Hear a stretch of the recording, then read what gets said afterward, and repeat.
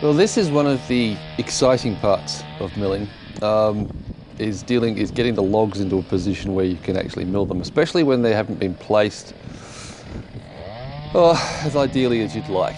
Now, to put this in perspective, I'm 6'7" or around 2 meters tall.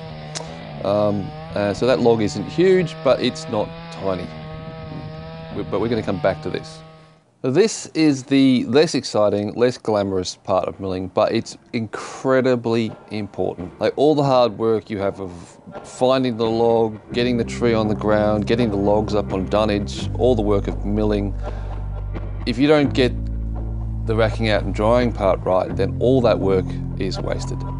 So the first thing you need to do is create a series of supports along the length of your wood.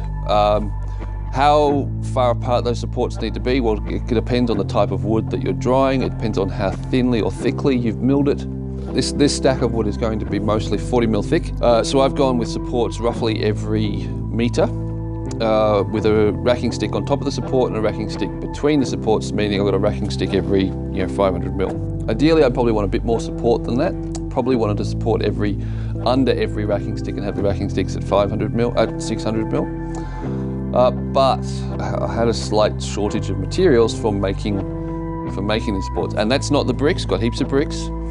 What it was is the slate capping on top of every pier of bricks. This area has a lot of termites, and the Monterey pine is a particular species that they love to munch on.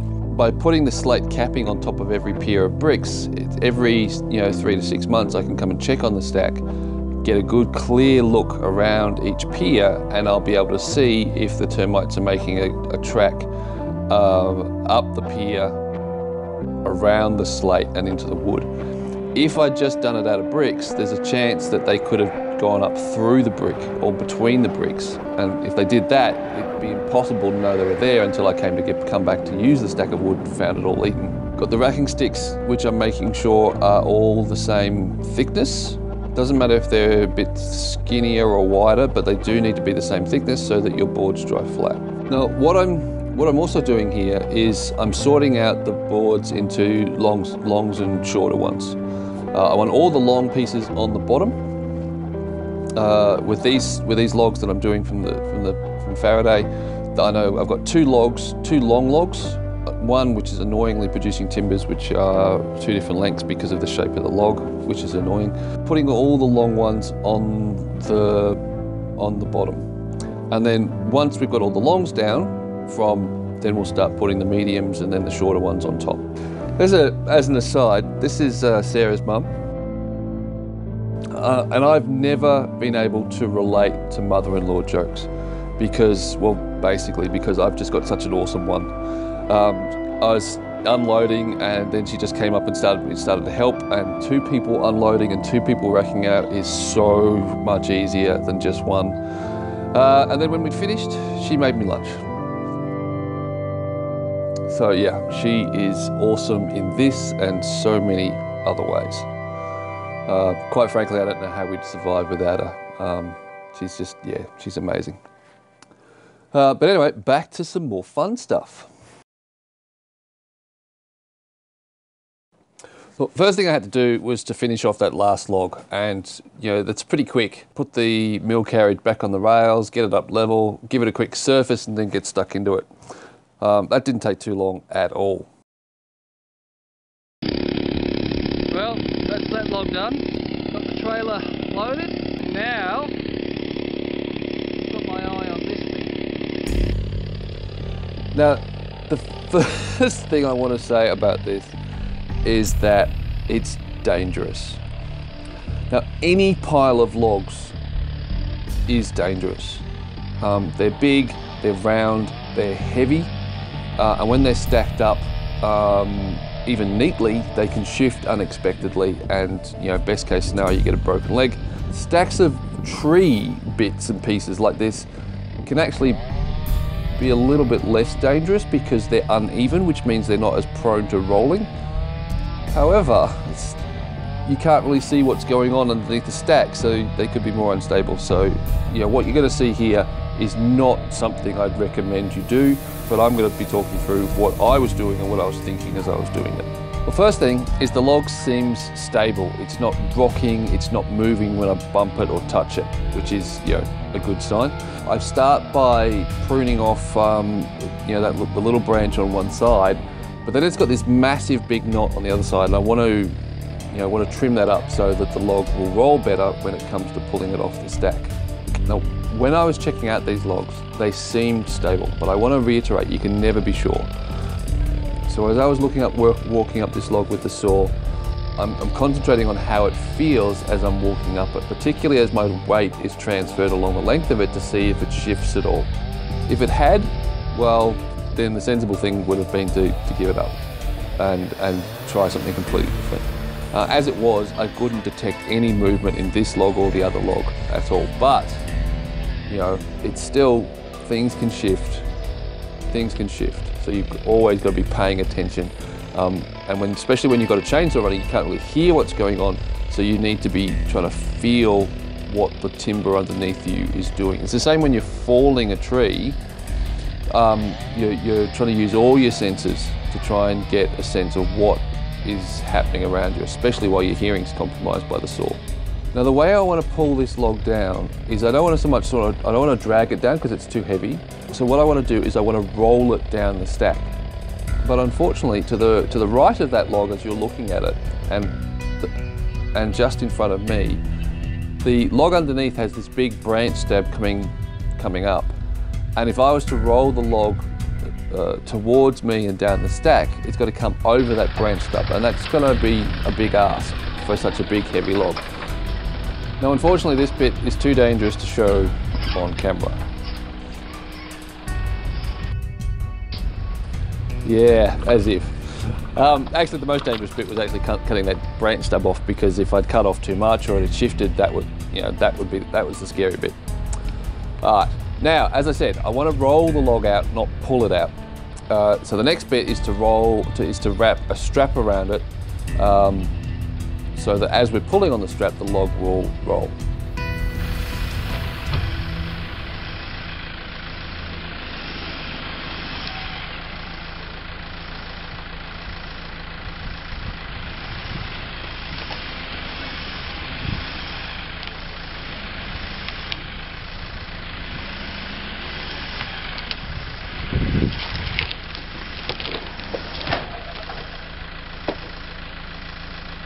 Right, well, that was down, but I was going to have such fun with pulleys and mechanical advantage, and he's just pulled it off the pile. That's a bit boring. I'm sorry about that. I had fun. Right, but we'll get set up to do the long one. Right. But now that that's down, it's going to be manageable. Cool. So I mentioned earlier that I wanted all the long lengths of timber on the bottom of the stack, and that means that before I milled that short log, I had to mill this relatively small long log. And again, I said it in the previous video, it's one of the strengths of the Lucas mills is that a log as big as this is really considered relatively small, because there are bare mills out there that could handle this log probably just, but you're going to be paying 50, 60, 70 grand for them.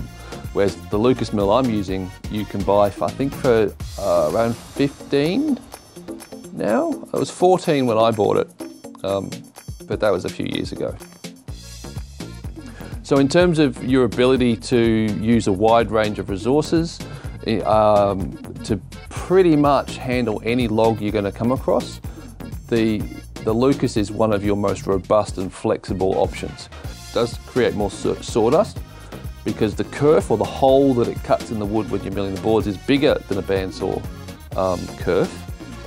But really, for this kind of work, that's very much a secondary consideration. Ideally, you want both, but if you have to choose the Lucas. All right, so it's now Monday morning. That last bit of footage was shot on Saturday. And I'm not going to be able to get back to that last log until Wednesday at the earliest, unfortunately. But the particular reason I'm bothering with that log is, even though it's relatively short, it's still, I think, around 2.5, 3 meters long, which is not, which is not short. But just like the other logs, it's got very tight growth rings, which means it's a really good quality piece of wood. And unlike the other logs, it doesn't have many knots, and the knots it does have are relatively small, except for that big one on the side, but we can sort of cut that off and throw it away, which leaves the rest of the log, which is really good stuff. Now, I've been cutting this material mostly at 40mm thick, because I wanted to go for a thicker walled bee box, with the premise being that the thicker wall will insulate the bees better from the extremes of temperature. Now, if you're living in conditions where you get real snow, then that's often a technique that is used in places like Japan, where they traditionally go for an 1.5 inch or a 2 inch board. And I'm going to give it a run to see if it helps with our summers. Our winters are relatively mild, especially by North American standards. Like, we can get snow, but it doesn't hang around generally. But the summers, 40 degrees, 45 degrees is not, well, it's pretty common. So yeah, want to give the thicker boards a whirl. But what I'm wondering is whether I should mill this log for some other projects, like whether I should mill it for some 25mm boards to sell if anyone wanted them. Or if I should mill it for things like a panel chest or some other piece of period furniture that would be traditionally made in pine. And the growth rings in this Monterey pine are almost as tight as you would get in something like a Baltic pine or a Scots pine or a red pine or Riga pine. And so that's what's got me thinking about whether I should do some furniture in it. So if you got some suggestions, hit me up on Facebook or in the comment section of YouTube. If you live locally, like locally enough to come and pick up some wood, and you want a particular dimension, sing out and I can tell you some. Otherwise, make sure you hit the subscribe button, plus ring in the little bell so that you actually get the notifications, to stay in tune with what we've got coming up. Because in addition to that log, which I'll be milling up, I've also got a log bee cutout. So I'll be posting that relatively soon. I've got another box of tools that's arrived from Japan, so I've got an unboxing video to do. Got a Kenyan top bar hive video that I'm working on. Plus the Mystery Timber hive giveaway competition, which I'm going to do the first making of how I'm doing the dovetail bee boxes. Yeah, so lots of stuff. Oh, and getting back to the press too. So yeah, stay tuned. Any questions, feel free to ask, and I'll see you in the next video. Bye bye.